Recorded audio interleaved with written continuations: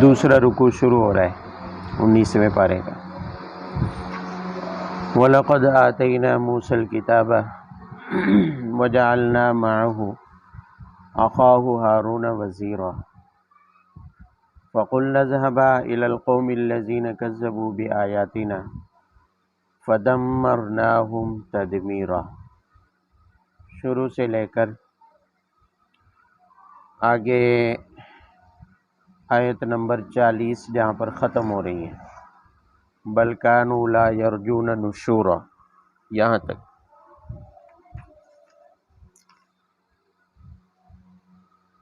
پچھلے آیات کے ساتھ اس کا ربط یہ ہے کہ پیچھے رسالت پر منکرین رسالت کے اعتراضات کے جوابات دیے گئے۔ اب یہاں سے ماضی کے انبیاء کے زمانے کی جتنی بھی اقوام تھی، ان میں جو جو منکرین رسالت تھی، جنہوں نے اپنے اپنے زمانے کے نبی کی نبوت اور رسالت کا انکار کیا، ان کے انجام کو بتانا مقصود ہے۔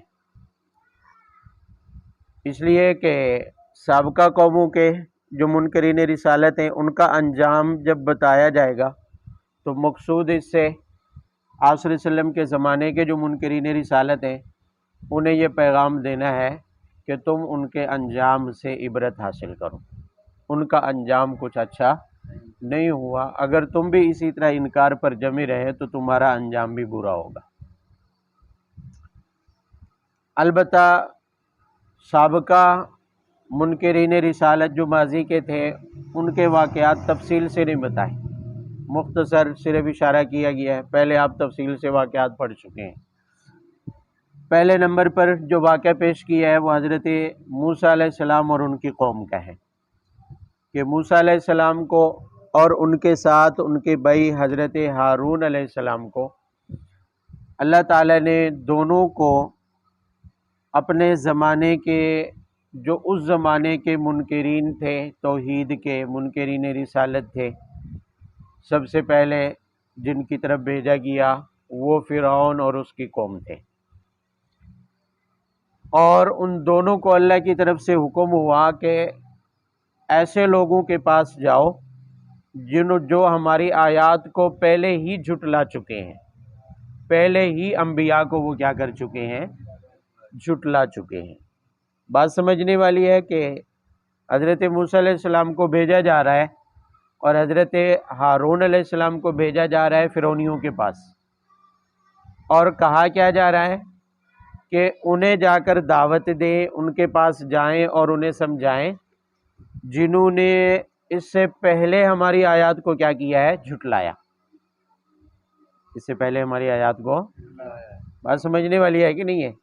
موسیٰ علیہ السلام کو تو اب بھیجا جا رہا ہے، ان کو تو کتاب اب دی جا رہی ہے، ہارون علیہ السلام کو بھی اب ان کے ساتھ بھیجا جا رہا ہے۔ وہ کون سی آیات ہیں یا وہ کون سے نبی ہیں جن کے پہلے جھٹلانے کی بات کی گئی ہے؟ فرعونیوں نے جھٹلایا ان کو، مصر والوں نے ان کو۔ تو موسیٰ علیہ السلام سے پہلے آپ نے پڑھا ہے کہ یوسف علیہ السلام مصر میں آئے تھے، یوسف علیہ السلام مصر میں آئے تھے، 400 سال کے بعد پھر حضرت موسیٰ علیہ السلام مبعوث ہوئے ہیں۔ تو یوسف علیہ السلام مصر میں آئے تھے، اور یوسف علیہ السلام کی وجہ سے ان کے بھائی اور والدین بھی مصر میں آ گئے تھے، اور والدین میں حضرت یعقوب علیہ السلام بھی اللہ کے نبی تھے، گویا وہ بھی مصر میں۔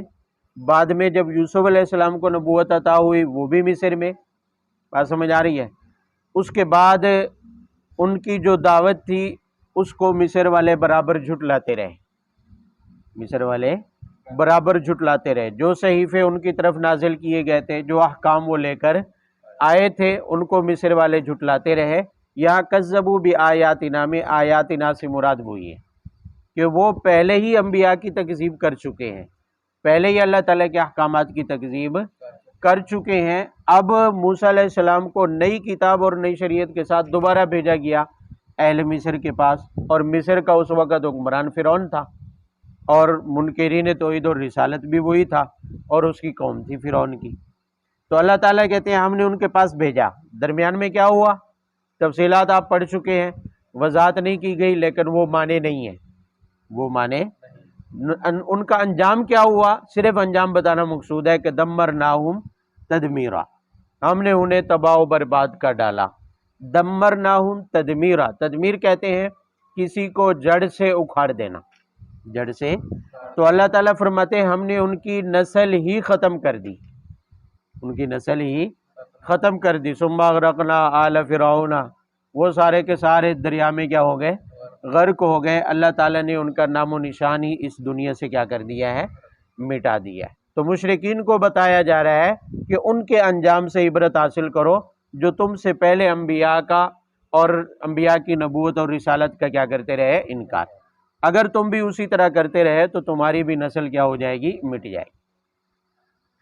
دوسرا واقعہ حضرت نوح علیہ السلام اور ان کے قوم کا ہے کہ نوح علیہ السلام کو اللہ تعالیٰ نے بھیجا قوم کی طرف، اور کب بھیجا، لما کذبوا الرسل، جب انہوں نے رسولوں کی تکذیب کی۔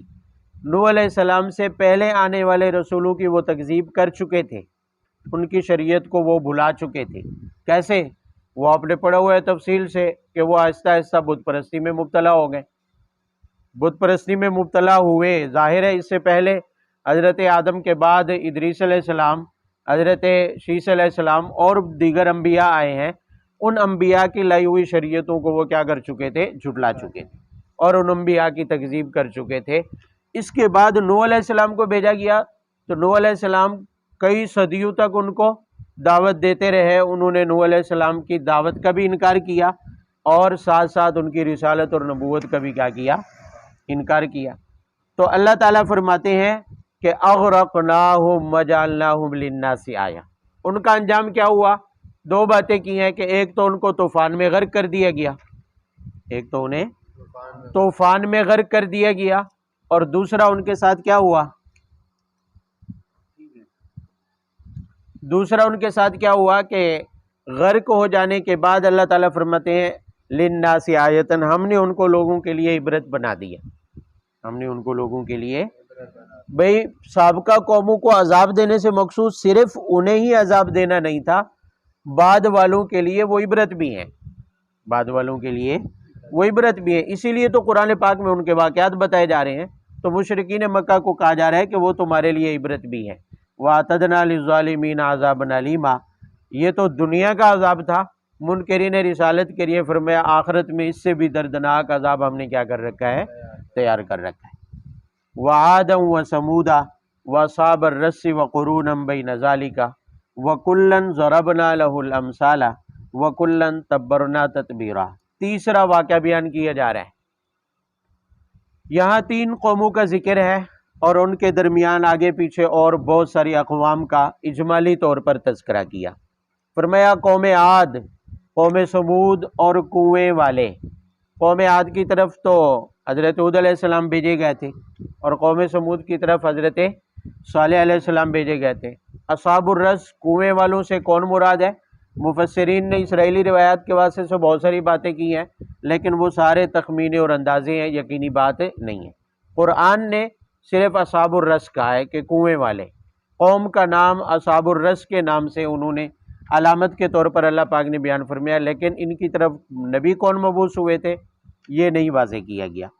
اور فرمایا وَقُرُونًا بَيْنَ ذَلِكَ، قوم عاد اور قوم سمود کے درمیان اور بھی بہت سارے انبیاء آئے، اور بھی بہت سارے انبیاء آئے، لیکن ان سب قوموں نے اپنے اپنے وقت کے نبی کا کیا کر دیا، انکار کر دیا۔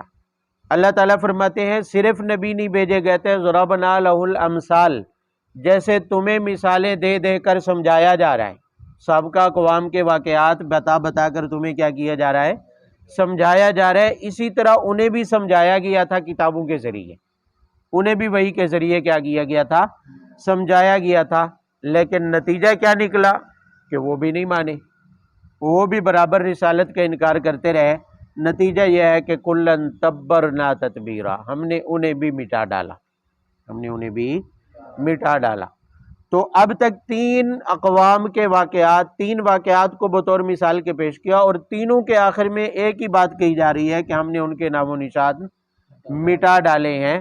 تو مطلب یہ ہے کہ منکرین رسالت اگر اپنی بات پر اڑے رہیں اور وقت کے نبی کو کوئی بھی نہ مانے تو ان کی نسل کیا ہو جاتی ہے؟ ختم کر دی جاتی ہے، ان کی نسلیں باقی نہیں رہتی ہیں۔ وَلَقَدْ أَتَوْا عَلَى الْقَرْيَةِ الَّتِي أُمْطِرَتْ مَطَرَ السَّوْءِ، چوتھا واقعہ بتا کر مشرکین مکہ کو سمجھایا جا رہا ہے کہ باقی ساری باتیں اگر تم چھوڑ دو، قوم لوط کے ٹھکانے، ان کے تباہ شدہ جگہ اور زمین کو تو تم خود بھی اپنی آنکھوں سے دیکھتے ہو، تم خود بھی اپنی آنکھوں سے کہاں دیکھتے تھے مشرکین مکہ؟ شام کی طرف جب وہ تجارت کے لیے جاتے، کیونکہ مکہ والوں کی تجارت کا دار و مدار شام کے علاقے پر تھا، تو وہ آتے جاتے اس جگہ سے گزرتے تھے جہاں پر قوم لوط کی کیا تھی؟ بستی، اور اس بستی کو الٹ دیا گیا تھا، پتھروں کی بارش کر دی گئی تھی، اور اس کے ساتھ ساتھ وہاں پر سمندر جھیل نمودار ہوئی، پانی نمودار ہوا، جس کو بحیرہ تبریہ کہا جاتا ہے، بحر میت بھی اس کا نام ہے۔ وہ اسی راستے پر تھا جس راستے پر وہ شام کی طرف تجارت کے لیے جایا کرتے تھے۔ تو اللہ تعالیٰ فرماتے ہیں وَلَقَدْ أَتَوْا، یہ لوگ وہاں سے گزرتے ہیں، کہاں سے؟ أُمْطِرَتْ مَطَرَ السَّوْءِ، جن کے اوپر بری بارش برسائی گئی تھی، جن کے اوپر اب ان کے آثار اور نشانات یہ خود دیکھتے ہیں۔ فرمایا أَفَلَمْ يَكُونُوا يَرَوْنَ، کیا یہ انکار کر سکتے ہیں کہ ہم نے ان کو نہیں دیکھا، ہم نے ان کے نشانات کو نہیں دیکھا؟ تو مطلب یہ ہے کہ وہ اس کا انکار نہیں کر سکتے۔ بل کانوا لا یرجون نشورا، نشانات انہوں نے دیکھے ہیں، سابقہ قوموں کے ساتھ کیا ہوا، ان کی تباہ حالی کا نظارہ انہوں نے خود ان کے کھنڈرات کو دیکھ کر کیا ہے، لیکن وجہ کیا ہے؟ مان کیوں نہیں رہے؟ اس سے عبرت کیوں نہیں حاصل کر رہے؟ لا یرجون نشورا، دوبارہ اٹھنے کو مانتے نہیں ہیں، دوبارہ زندہ کیے جانے کو مانتے نہیں ہیں۔ بھئی پتہ ہے کہ پہلے قوموں پر عذاب آئے، یہ ان کے عذاب کے نشانات ہیں، اور قوم عاد اور قوم سمود کی جو بستیاں تھیں جو تباہ شدہ تھی، وہ بھی ان کے راستے پر تھی، وہ بھی ان کے کیا تھی؟ راستے پر تھی۔ آج بھی ان کے آثار اور نشانات موجود ہیں دنیا میں، اسی جگہ پر جہاں پر ان کے اوپر تباہی ہوئی تھی، عذاب آیا تھا۔ یہ ساری چیزیں وہ دیکھنے کے باوجود عبرت کیوں نہیں حاصل کر رہے؟ لا یرجون نشورا، وہ اس پر مطمئن ہے کہ ہم دوبارہ زندہ ہی نہیں ہوں گے، ہم دوبارہ اٹھائے ہی نہیں جائیں گے، اسی وجہ سے وہ مسلسل انکار کیے جا رہے ہیں اور عبرت بھی حاصل نہیں کر رہے ہیں۔ وَإِذَا رَأَوْكَ إِن يَتَّخِذُونَكَ إِلَّا هُزُوًا أَهَذَا الَّذِي بَعَثَ اللَّهُ رَسُولًا إِن كَادَ لَيُضِلُّنَا عَنْ آلِهَتِنَا لَوْلَا أَن صَبَرْنَا عَلَيْهَا وَسَوْفَ يَعْلَمُونَ حِينَ يَرَوْنَ الْعَذَابَ مَنْ أَضَلُّ سَبِيلًا۔ رکوع تک کی جو آیات ہیں، ان آیات میں منکرین رسالت جو رسول اللہ صلی اللہ علیہ وسلم کے زمانے میں مشرکین تھے، اب ان کے انجام کو بیان کیا جا رہا ہے، ان کے انجام کو بیان کیا۔ بھئی پہلے تو ماضی کے منکرین رسالت کا انجام بتایا تاکہ انہیں عبرت حاصل ہو، تاکہ انہیں کیا حاصل ہو۔ اب آپ صلی اللہ علیہ وسلم کے زمانے کے جو موجودہ مشرکین تھے جو آپ کی رسالت کے انکار کر رہے تھے، اب ان کی گمراہی بتانا مقصود ہے، ان کے انجام کو بیان کرنا کیا ہے؟ مقصود ہے۔ وَإِذَا رَأَوْكَ إِن يَتَّخِذُونَكَ إِلَّا هُزُوًا أَهَذَا الَّذِي بَعَثَ اللَّهُ رَسُولًا۔ سب سے پہلی آیت میں ان کے انکار رسالت کا طریقہ بتایا کہ یہ لوگ آپ صلی اللہ علیہ وسلم کو دیکھتے ہی آپ کا مذاق اڑاتے ہیں، آپ کا استہزاء اڑاتے ہیں۔ کیسے کہ جب آپ صلی اللہ علیہ وسلم ان کے سامنے گزرتے تو وہ آپ صلی اللہ علیہ وسلم کی طرف اشارے کر کے کہتے تھے هَذَا الَّذِي بَعَثَ اللَّهُ رَسُولًا، کیا یہی وہ شخص ہے جس کو اللہ نے رسول بنا کر بھیجا ہے، جس کو اللہ نے رسول بنا کر بھی۔ یہ عربی زبان میں یہ جو طرز تکلم ہے، یہ جو بولنے کا کیا ہے انداز ہے، عربی زبان میں یہ سامنے والے کا مذاق اڑانے کے لیے، سامنے والے کا، نعوذ باللہ ہم جیسے اردو میں کہتے ہیں کہ کیا یہی ملا تھا تجھے دوستی کے لیے، کیا یہی ملا تھا تجھے دوستی کے لیے، یا یہی بندہ ملا تھا تو نے اپنے فلاں کام میں شریک اور پارٹنر چنا ہے، اس بندے کو، اس کی اتنی اوقات ہے۔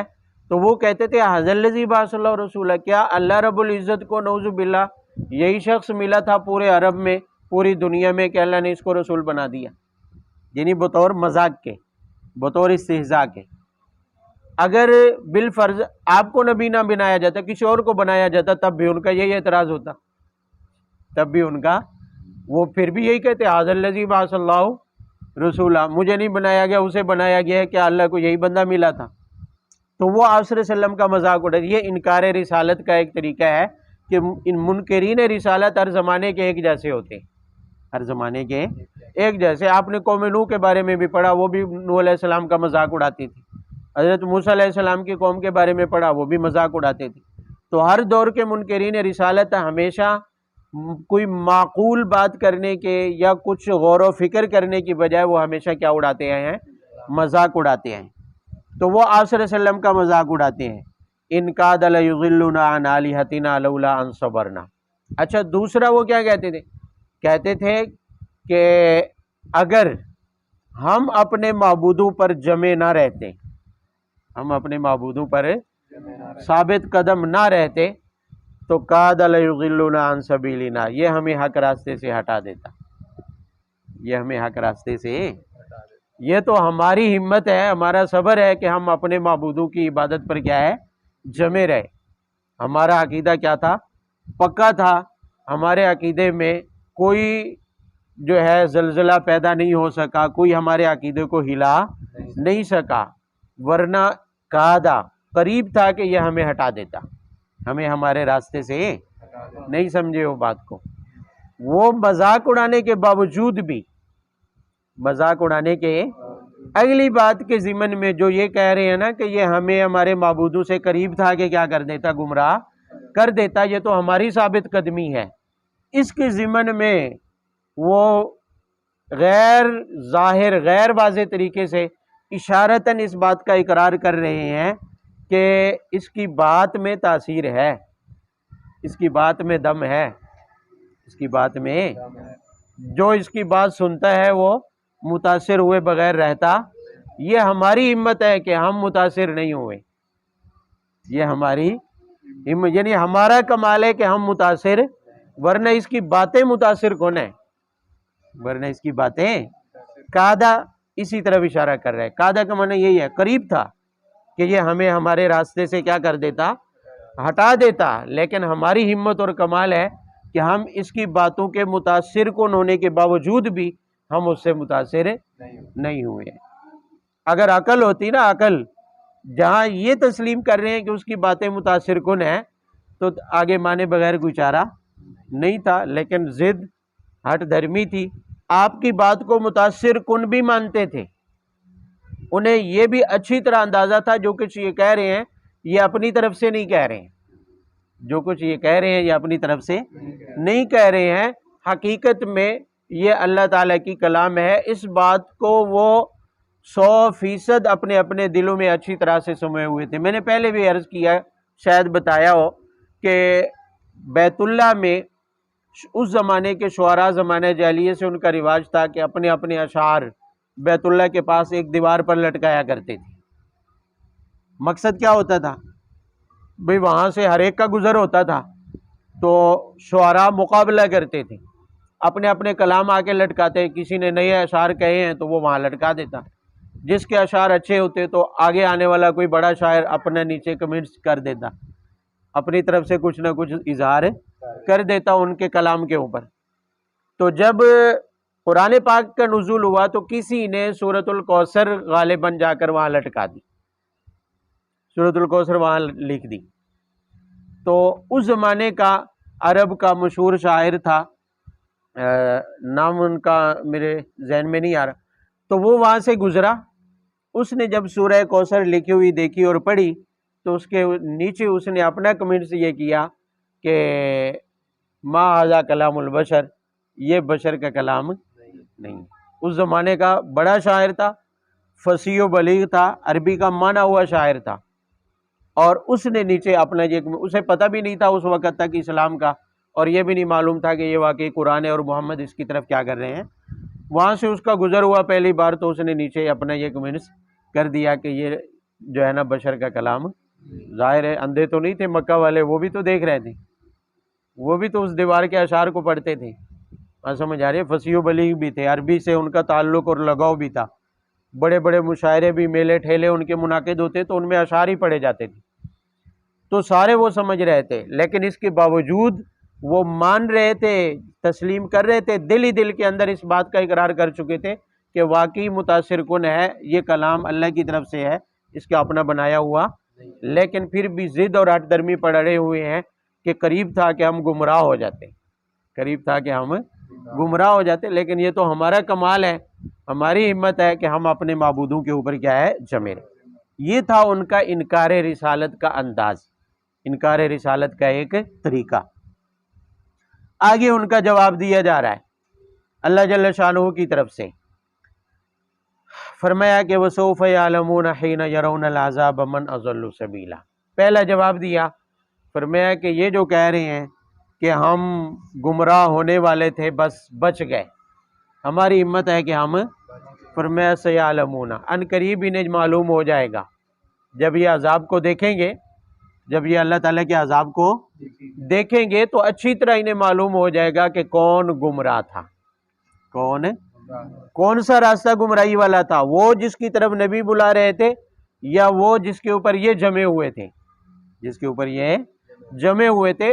گمراہی اور ہدایت کا فیصلہ تو اللہ تعالیٰ نے کرنا ہے، اور یہ اس وقت خود اقرار کریں گے جب عذاب کو دیکھیں گے کہ واقعی ہم کیا تھے، گمراہ تھے۔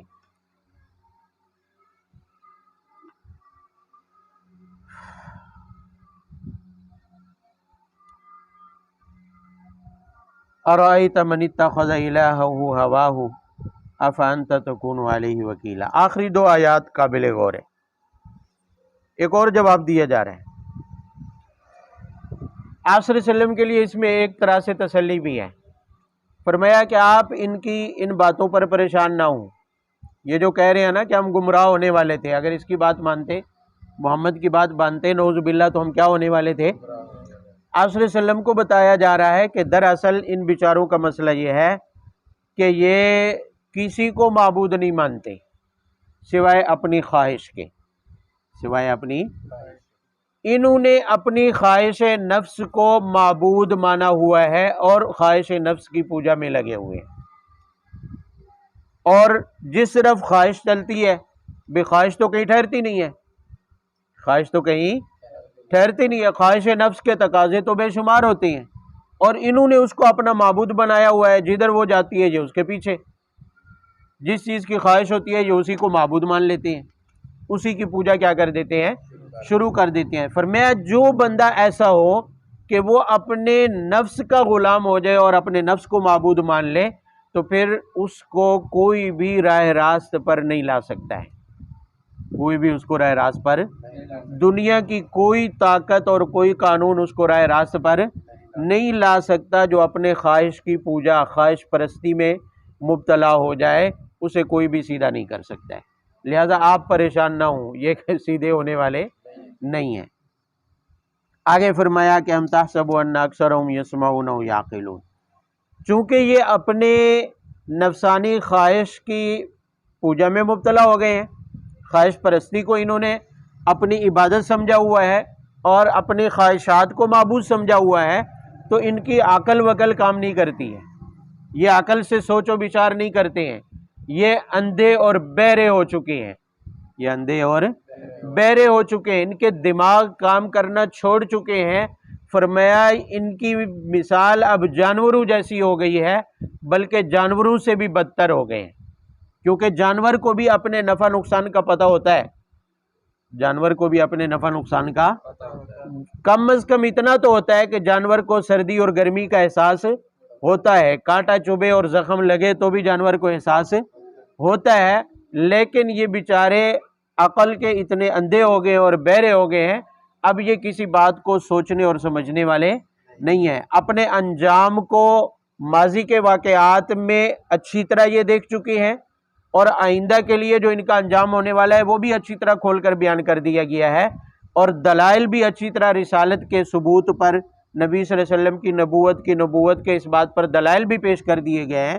اس کے باوجود یہ ان میں غور و فکر نہیں کر رہے ہیں، وجہ اس کی یہ ہے کہ یہ جانوروں سے بھی نیچے گر چکے ہیں، جانوروں کے مقام و مرتبے سے بھی یہ نیچے گر چکے ہیں، لہذا ایسے لوگ جو خواہش کو معبود بنا لیں، جانوروں سے بھی ان کی بدتر حالت ہو جائے، ایسے لوگوں سے راہ راست پر آنے کی کوئی توقع نہیں کی جا سکتی۔ अलम तरा इला रब्बिका कैफ मद्द ज़िल वलौ शाअ लजअलहु साकिनन सुम्मा जअलना अश-शम्स अलैहि दलीला। भाई सुकून से बैठे हैं, कोई मसला तो नहीं हो रहा है।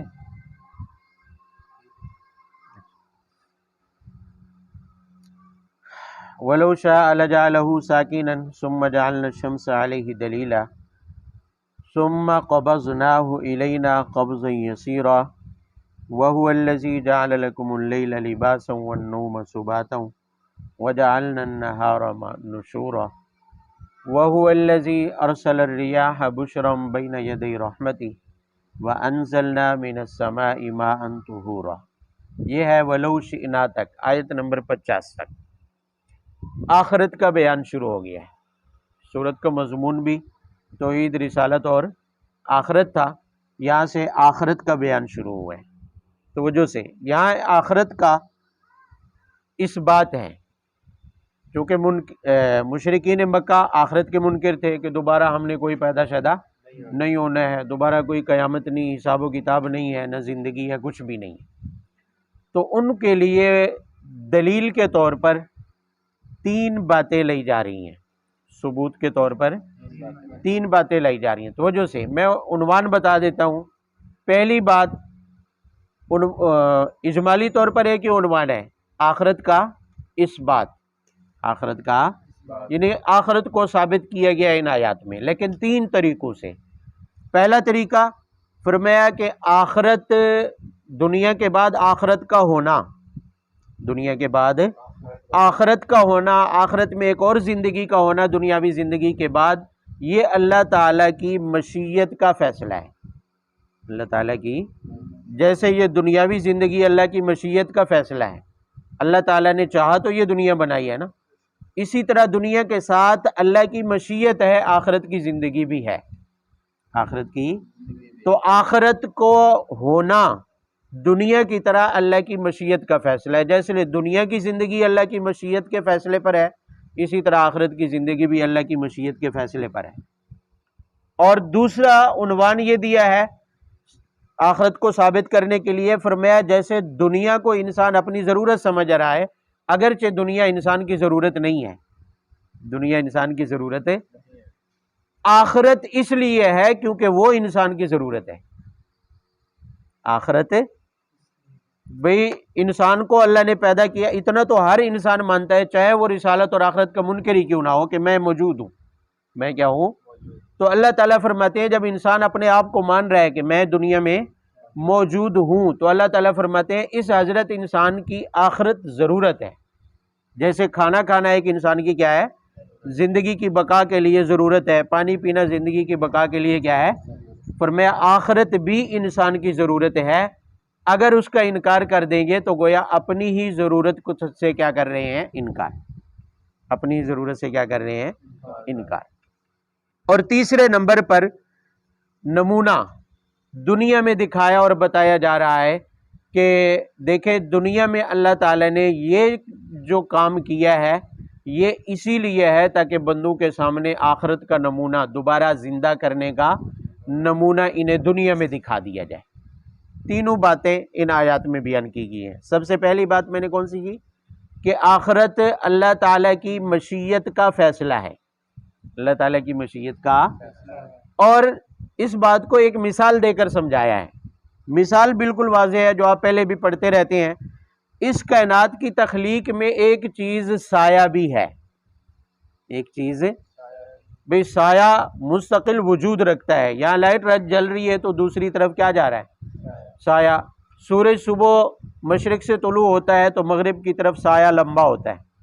सूरज जो ही ऊंचा होता चला जाता है तो साया सुकड़ता चला जाता है, हत्ता के ऐन इस्तिवा जब सूरज बिल्कुल ऊपर होता है उस वक़्त साया बिल्कुल ख़त्म हो जाता है।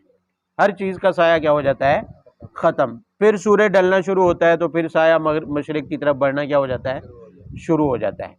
तो अल्लाह ताला ने इसी साए को बतौर मिसाल के पेश किया है। साए को बतौर, अल्लाह ताला फरमाते हैं बज़ाहिर तो तुम्हें ये लग रहा है कि सूरज के इधर उधर आने की वजह से साया बढ़ रहा है और सिकुड़ रहा है। दर हकीकत ये मैं तुम्हें ये बताना चाहता हूँ, अल्लाह ताला की कुदरत इंसान को ये दिखाना चाहती है کہ یہ دراصل اللہ تعالیٰ نے جو دنیا پیدا کی ہے اور اس کے بعد آخرت پیدا کی ہے، یہ سائے کا گھٹنا اور بڑھنا یہ اللہ تعالیٰ کی مشیت کی دلیل ہے۔ مشیت کی کیا ہے بھئی؟ اللہ تعالیٰ نے مد الظل، سائے کو لمبا کیا، پھر سائے کو کیا کیا؟ آہستہ آہستہ سکیڑا، سمیٹا، وہ ختم ہو جاتا ہے۔ باقی یہ جو سورج کا نکلنا اور اس کے آگے سائے کا لمبا ہونا اور سمیٹنا ہے، یہ سورج تو صرف علامت ہے سائے کے اوپر۔ سورج تو سائے کی کیا ہے؟ صرف علامت ہے، اصل وجہ نہیں ہے۔ اصل سبب تو اللہ تعالیٰ کی ذات ہے۔ سائے کو لمبا کرنے والی اور سائے کو سمیٹنے والی اصل ذات کون ہے؟ یعنی سایہ لمبا ہوتا ہے، سمٹ جاتا ہے، یہاں تک کہ ختم ہو جاتا ہے، یہ اللہ تعالیٰ کی مشیت سے ہوتا ہے۔ اگر اللہ تعالیٰ کی مشیت نہ ہوتی تو سایہ ایک جگہ پر ٹکا رہتا، سایہ ایک جگہ پر ٹکا رہتا۔ فرمایا اسی کی مثال لے لو دنیا اور آخرت کی زندگی۔ اللہ تعالیٰ نے اس دنیا کو پیدا کیا، اس دنیا کو، پھر اس دنیا کو سائے کی طرح لمبا کیا، دراز کیا۔ دنیا کی زندگی لمبی ہوتی چلی جا رہی ہے۔ ایک وقت آئے گا اللہ تعالیٰ اسی دنیا کو پھر کیا کریں گے؟ سائے کی طرح سکیڑنا شروع کر دیں گے، سمیٹنا کیا کر دیں گے؟ اور سایہ جیسے سمٹتے سمٹتے سمٹتے دوپہر کے وقت آ کر کیا ہو جاتا ہے؟ ختم ہو جاتا ہے۔ اسی طرح فرمایا اس دراز شدہ دنیا کو اللہ تعالیٰ سمیٹتے سمیٹتے مرکز پر جا کر کیا کر دیں گے؟ ختم۔ مرکز پر جا کر کیا کر دیں گے؟ اور مرکز کون ہے؟ اللہ تعالیٰ کی ذات، اللہ تعالیٰ کی۔ میدان معاشر اس دنیا کا جو آخری دن ہوگا، سمجھے دنیا سمٹ چکی ہوگی، وہاں پر دنیا کیا ہو چکی ہوگی؟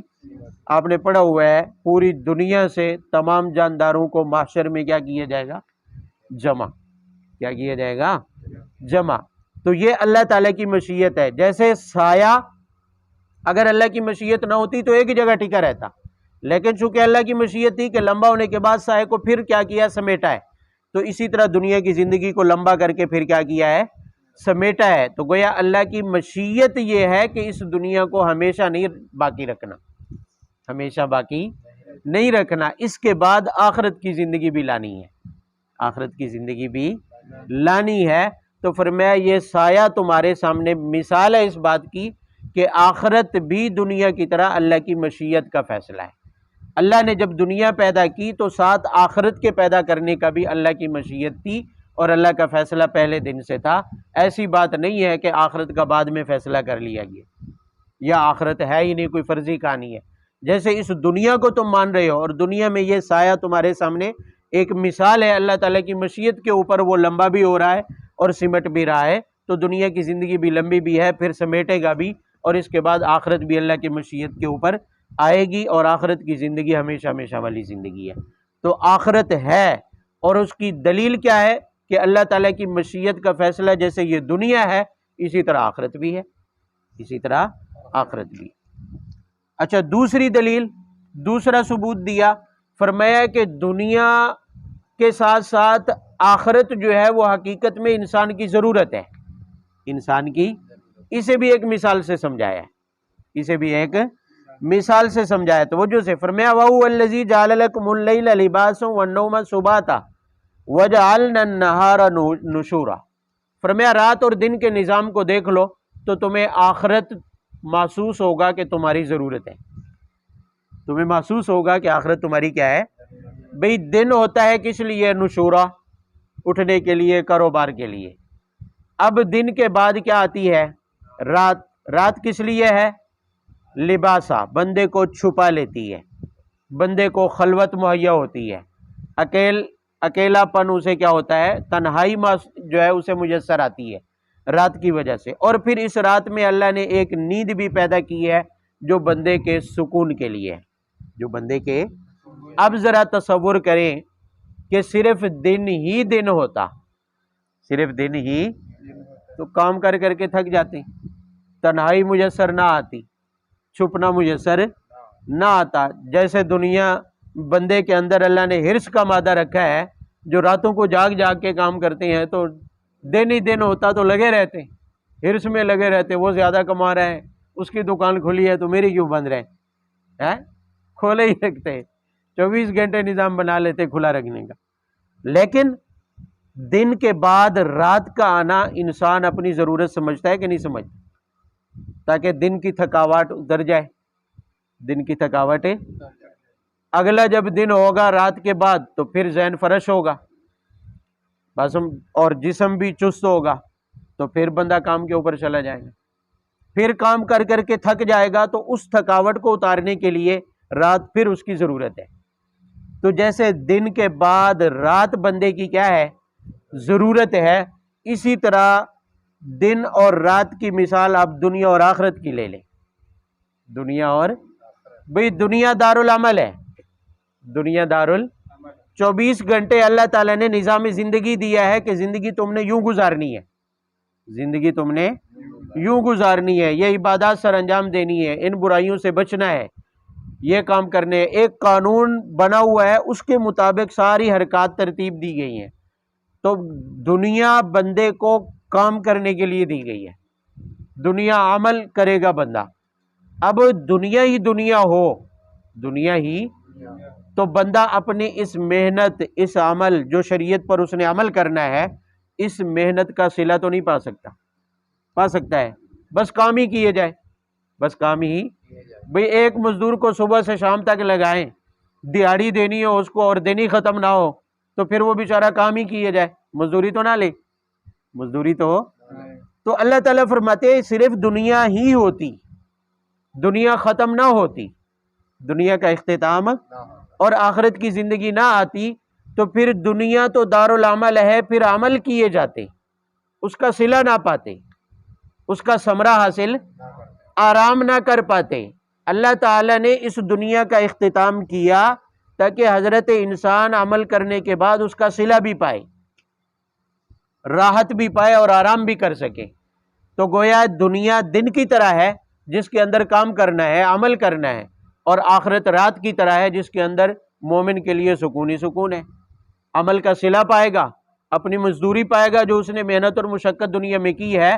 تو آخرت جیسے دن کے بعد رات سکون کے لیے بندے کی ضرورت ہے، آخرت بھی اس دنیا کے بعد بندے کی کیا ہے، ضرورت ہے، تاکہ اپنے عمل کا صلہ پا سکے، تاکہ اپنی دنیا کی تھکاوٹوں کو دور کر کے، دنیا کے غموں کو دور کر کے وہاں پر راحت پا سکے.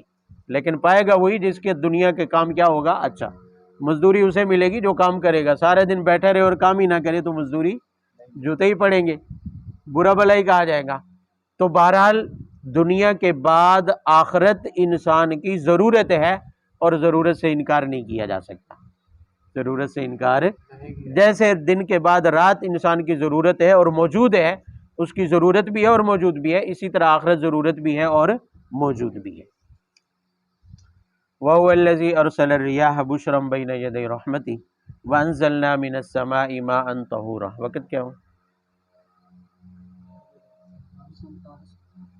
دیکھ، دنیا میں آخرت کا نمونہ بتایا جا رہا ہے. فرمایا تمہاری آنکھوں کے سامنے آخرت کا نمونہ بھی موجود ہے. بھئی آخرت جس کا وہ انکار کرتے تھے، سب سے بڑی چیز کیا تھی کہ دوبارہ زندہ کیسے ہوں گے، دوبارہ زندہ یہ کیسے ہو سکتا ہے جب ہم کیا ہو جائیں گے، اذا كنا عظاما ورفاتا، مٹی میں مل جائیں گے، بوسیدہ ہڈیاں ہو جائیں گے، چورا چورا ہو جائیں گے، تو پھر اس کے بعد ہمیں دوبارہ کیسے زندہ کیا جائے گا. اللہ تعالیٰ نے اس کا نمونہ بتایا. فرمایا کہ اللہ تعالیٰ ہوائیں چلاتے ہیں. کیا چلاتے ہیں؟ ان ہواؤں کے ذریعے اللہ تعالیٰ بخارات کو بادلوں میں تبدیل کرتے ہیں، پھر ان بادلوں سے اللہ تعالیٰ بارش نازل کرتے ہیں، اور اس بارش کو نازل کر کے مردہ زمینوں کو زندہ کیا جاتا ہے. مردہ زمینوں کو آگے پھر فوائد بہت سارے ہیں کہ تمہارے کام آتے ہیں. مما خلقنا، چوپائے ہیں، انسان ہیں، ان سب کو پھر زمین کے زندہ ہونے سے فائدہ حاصل ہوتا ہے. چوپائے گھاس کھاتے ہیں تو وہ بھی انسان کی ضرورت میں مفید ہوتے ہیں. اگر اناج پیدا ہوتا ہے اس سے تو وہ بھی انسانی ضروریات کے لیے مفید ہوتا ہے. تو یہ ایک الگ بحث ہے. لیکن اللہ تعالیٰ ہواؤں کو چلا کر، اپنے قدرت سے ہوا چلا کر، اس کے ذریعے بخارات کو جمع کر کے بادل بنا کر پانی برسا کر مردہ زمین کو تمہاری آنکھوں کے سامنے کیا کر دیتے ہیں، زندہ کر دیتے ہیں، یعنی ایسی زمین جو سالوں سے بنجر پڑی ہو، امکان ہی نہ ہو کہ کبھی یہ آباد ہوگی اور اس پر لہلہاتے کھیت ہوں گے، بارش اس پر برستی ہے اور وہاں پر سبزہ اگاتا ہے، تو اللہ تعالیٰ فرماتے ہیں یہ دوبارہ زندگی کا ایک نمونہ ہے۔ کیسے کہ جب ساری دنیا میں ساری مخلوق مر جائے گی، سب پر موت آ جائے گی، اس دنیا کا اختتام ہو جائے گا، دوبارہ آخرت کی زندگی جب شروع کرنا چاہیں گے اللہ تعالیٰ، تو ایک غیبی بارش برسائی جائے گی، ایک غیبی بارش برسائی جائے گی۔ جیسے دنیا میں بارش برستی ہے اور مردہ زمین کیا ہو جاتی ہے؟ زندہ۔ تو اللہ تعالیٰ فرماتے ہیں یہ مرے ہوئی مخلوق، مرے ہوئے انسان اس غیبی بارش کی وجہ سے اللہ کی قدرت سے کیا ہو جائیں گے؟ زندہ ہو جائیں گے۔ بات سمجھ آ رہی ہے؟ وہ جو بارش ہوگی نا وہ زندگی دینے والی بارش ہوگی، اس میں زندگی ہوگی، اس میں کیا ہوگی؟ یہ ایک ظاہری سبب بنایا جائے گا انسان کے دوبارہ زندہ ہونے کا، ایک غیبی بارش ہوگی اور سب پر ہوگی، اس کا اثر سب تک پہنچے گا۔ جیسے مردہ زمین اگتی ہے، مردہ زمین اگتی ہے، سبزہ اس سے اگنا شروع ہوتا ہے، زندہ ہو جاتی ہے، یہ مردہ زمین کی زندگی ہے۔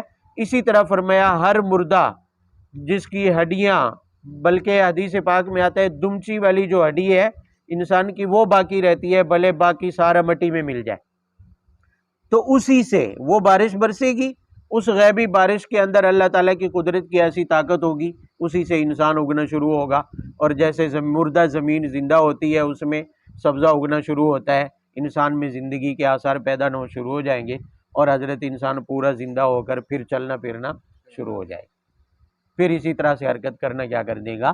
شروع کر دے گا۔ تو فرمایا تمہاری آنکھوں کے سامنے مردہ کو زندہ کرنے کی مثالیں اور نمونے موجود ہیں۔ یہ تو ایک نمونہ بتایا گیا نا کہ بارش کے ذریعے مردہ زمین کیسے زندہ ہوتی ہے، تم اپنی آنکھوں سے دیکھتے ہو۔ فرمایا اس کے علاوہ اور بہت سارے نمونے اس کائنات کے اندر کیا ہیں؟ موجود ہیں۔ تو لہٰذا آخرت کی زندگی کا انکار کسی بھی صورت میں ممکن نہیں ہے۔ اللہ تعالیٰ کی مشیت بھی ہے آخرت کی زندگی، انسان کی ضرورت بھی ہے آخرت کی زندگی، اور اس کے نمونے بھی دنیا میں کیا ہیں؟ موجود ہیں۔ وَلَوْ شِئْنَا لَبَعَثْنَا فِي كُلِّ قَرْيَةٍ نَذِيرًا فَلَا تُطِعِ الْكَافِرِينَ وَجَاهِدْهُمْ بِهِ جِهَادًا كَبِيرًا وَهُوَ الَّذِي مَرَجَ الْبَحْرَيْنِ هَذَا عَذْبٌ فُرَاتٌ وَهَذَا مِلْحٌ أُجَاجٌ وَجَعَلْنَا بَيْنَهُمَا بَرْزَخًا وَحِجْرًا مَحْجُورًا۔ آگے کی 3 آیات میں مشرکین کے ایک سوال کا جواب ہے۔ جب مشرکین کے سامنے یہ بتایا گیا کہ آپ صلی اللہ علیہ وسلم کی رسالت پورے عالم کے لیے ہے، ساری دنیا کے لیے ہے، عربوں کے لیے بھی ہے، عجموں کے لیے بھی ہے، مشرق مغرب سب کے لیے ہے، ہر قوم کے لیے عام ہے، تو انہوں نے اس پر اعتراض کیا، بھلا یہ کیسے ممکن ہو سکتا ہے؟ بھلا یہ کیسے؟ پوری دنیا میں تو مختلف قومیں ہیں، مختلف زبانیں بولی جاتی ہیں، مختلف قومیں ہیں، مختلف زبانیں بولی جاتی ہیں، سب کو ایک نبوت کے تحت کیسے جمع کیا جا سکتا ہے؟ یہ تو کئی متضادوں کو جمع کرنے والی بات ہے، تضادات کو جمع کرنے والی، حالانکہ ضدین کو جمع کرنا کیا ہے؟ محال ہے، آگ اور پانی جمع نہیں ہو سکتے، سردی اور گرمی جمع نہیں ہو سکتے، تو عرب اور عجم دونوں کیا ہیں؟ متضاد ہیں، پھر ہر ایک کی زبانیں ایک دوسرے کے خلاف ہیں تو وہ بھی تضاد ہے، ہر ایک کا رنگ اور نسل بھی دوسروں سے کیا ہے؟ مختلف ہے، اتنے سارے تضادات کو ایک نبوت کے تحت جمع کرنا کیسے ممکن ہے؟ یہ ایک عقلی اعتراض تھا، یہ ایک عقلی اعتراض تھا۔ آگے اس کے 2 جواب دیے گئے ہیں جن کا خلاصہ ایک ہی بات ہے کہ یہ جو 2 متضاد چیزوں کو جمع کرنا محال ہے، یہ حضرت انسان کی طاقت اور قدرت کے اعتبار سے ہے۔ یہ قاعدہ تو درست ہے، یہ اصول تو ٹھیک ہے کہ 2 متضاد چیزوں کو جمع نہیں کیا جا سکتا، یہ جو نہیں کیا جا سکتا یہ کس کے لیے ہے؟ انسان کی قوت اور طاقت کو دیکھتے ہوئے ہے۔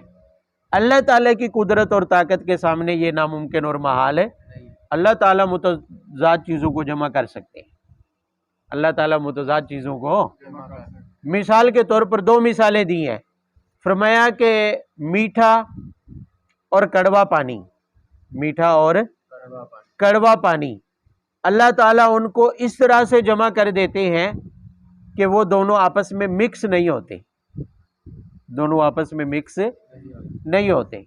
بے توجہ سے، میٹھا پانی وزنی ہوتا ہے اور جو نمکین اور کڑوا پانی ہے وہ ہلکا ہوتا ہے وزن میں، وہ وزن میں کیا ہوتا ہے؟ ہلکا ہوتا ہے۔ انہیں آپ مکس بھی کریں تو جدا ہو جاتے ہیں،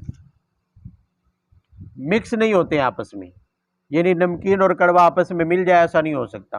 جو نمکین اور کڑوا ہوگا وہ اوپر رہے گا، برتن میں بھی آپ ڈال دیں نیچے میٹھا نیچے چلے جائے گا اور کڑوا اور نمکین اوپر رہے گا۔ تجربہ کر کے پی کر دیکھیں، دونوں پانی مکس کریں، جب آپ پیئیں گے تو ذائقہ کڑوا ہوگا کیونکہ میٹھا نیچے چلا جائے گا۔ زمین میں بھی یہی صورتحال ہے، زمین میں آپ جب بور کرواتے ہیں تو اگر زیادہ گہرا نہ کریں تو پھر پانی کیا ہوتا ہے؟ نمکین اور کڑوا آتا ہے، لیکن اگر گہرا کیا جائے تو پھر پانی کیا ہوتا ہے؟ میٹھا ہوتا ہے۔ یہ میٹھا اور کڑوے پانی میں یہ فرق ہے تو دونوں متضاد ہیں، لیکن اللہ تعالیٰ ان کو اس انداز سے بھی جمع فرما دیتے ہیں کہ دونوں آپس میں مخلوط نہیں ہوتے ہیں، خلط مالتے۔ آپ اس کی مثال لے لیں تیل اور پانی سے، تیل کا وزن ہلکا ہوتا ہے اور پانی بھاری ہوتا ہے۔ اگر تیل پانی میں ڈالیں تو اوپر اوپر تیرتا ہے، اوپر اوپر مکس نہیں ہوتا، نیچے بیٹھتا بھی نہیں ہے، نیچے بیٹھتا ہے، اس لیے کہ تیل وزن میں ہلکا ہوتا ہے پانی کی نسبت، تو بھاری چیز ہمیشہ نیچے رہتی ہے۔ تیل جیسے پانی میں مکس نہیں ہو سکتا تو دو پانی کڑوے اور نمکین، کڑوا اور میٹھا بھی آپس میں مکس نہیں ہو سکتے۔ اسی طرح دو سمندر، ایک نمکین اور ایک کیا ہے؟ میٹھا ہے۔ ایک نمکین اور ایک کیا ہے؟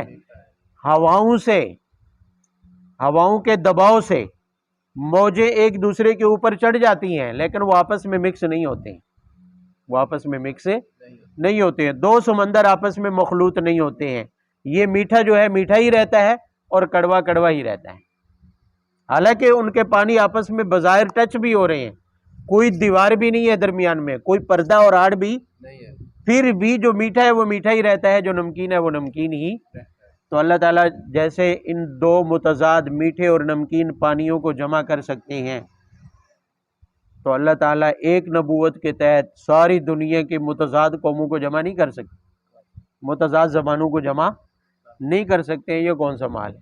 یہ جو متضاد کو جمع کرنا محال ہے، یہ اصول انسان کی قدرت کے اعتبار سے ہے کہ انسان کے بس میں نہیں ہے کہ اس طرح دو متضاد چیزوں کو کیا کر دے؟ جمع کر دے، لیکن اللہ تعالیٰ کی قدرت میں ہے کیونکہ وہ خالق ہے۔ ان متضاد چیزوں کا خالق کون ہے؟ اللہ تعالیٰ۔ جب خالق ہے تو وہ ان کو جمع بھی کر سکتا ہے۔ یہ تو ایک مثال دی ہے۔ دوسری مثال دی ہے، فرمایا وَهُوَ الَّذِي خَلَقَ مِنَ الْمَاءِ بَشَرًا فَجَعَلَهُ نَسَبًا وَصِهْرًا۔ بے اللہ تعالیٰ تمہاری آنکھوں کے سامنے تمہاری ذات کے اندر کئی متضادات کو جمع کر دیتا ہے، کئی متضاد چیزوں کو کیا کر دیتا ہے؟ مثال رشتے کی لے لیں، کس کی لے لیں؟ رشتے کی لے لیں۔ بھئی یہ بٹ ہے، وہ ادھر کیا ہے؟ کون سی اقوام ہے؟ گجر ہے، دوسری قوم ہے۔ دونوں قومیں زبان میں، رنگ میں، نسل میں، اپنے طور طریقوں میں، ریت رواج میں کیا ہوتی ہیں؟ متضاد ہوتی ہیں، لیکن جب رشتہ جڑتا ہے، رشتہ کیا ہے؟ تو دونوں خاندان ایک ہو جاتے ہیں کہ نہیں ہو جاتے؟ تو رشتے میں اللہ تعالیٰ نے متضاد چیزوں کو جمع کیا کہ نہیں کیا؟ بھی جمع کیا یا نہیں کیا ہے؟ بھئی خامد بیوی کا رشتہ ہوتا ہے، نکاح تو خامد بیوی میں ہوتا ہے، دو دلوں میں، دو بندوں کے درمیان میں نکاح ہوتا ہے، تعلق بنتا ہے، اس کے ساتھ ساتھ سسرالی اور دمادی کا رشتہ بھی جم جاتا ہے، اس کے ساتھ ساتھ دونوں خاندان بھی آپس میں، اور کچھ عرصے کے بعد، زمانے گزرنے کے بعد پتہ ہی نہیں چلتا کہ یہ الگ ہیں، وہ کیا ہیں؟ الگ ہیں، ایک ہی خاندان ہوتا ہے۔ کیوں؟ اس لیے کہ ان دونوں کے جو بچے پیدا ہوں گے، ان دونوں کے جو بچے پیدا ہوں گے، دونوں کے بچوں کا اگر بیوی کی طرف نسبت کریں تو اس کے بچوں کے خامد کے جو والدین ہیں اور اس کا خاندان ہے وہ اس کے کیا کہلائیں گے؟ داد کا خاندان، اور ادھر والے نان کا خاندان بن جاتا ہے۔ بات سمجھ آ رہی ہے؟ تو اس طرح دو خاندان، دو قومیں، دو الگ الگ نسبت رکھنے والے، نام رکھنے والے، جو کہ متضاد ریت اور رسموں کے مالک تھے، وہ بھی ایک ہو جاتے ہیں، ان کا سب کچھ ایک ہو جاتا ہے، ان کی اب رسمیں بھی ایک، سارے ریت رواج بھی کیا ہو جاتے ہیں؟ ایک ہو جاتے ہیں۔ بات سمجھ آ رہی ہے؟ طور طریقے اور چال ڈھال بھی کیا ہو جاتی ہے؟ ایک ہو جاتی ہے. صرف ایک رشتے کی بنیاد پر اللہ نے متضاد چیزوں کو کیا کر دیا؟ جمع. دو متضاد قوموں کو، خاندانوں کو جمع کر دیا. تو اس اللہ کی قدرت کے سامنے یہ کون سا مشکل ہے کہ ایک نبوت کے تحت سارے عالم کے تضادات کو کیا کر دے؟ جمع کر دے. ساری متضاد قوموں کو، متضاد زبانوں کو کیا کر دے؟ جمع کر دے. اللہ کی قدرت کے آگے یہ کوئی مشکل نہیں.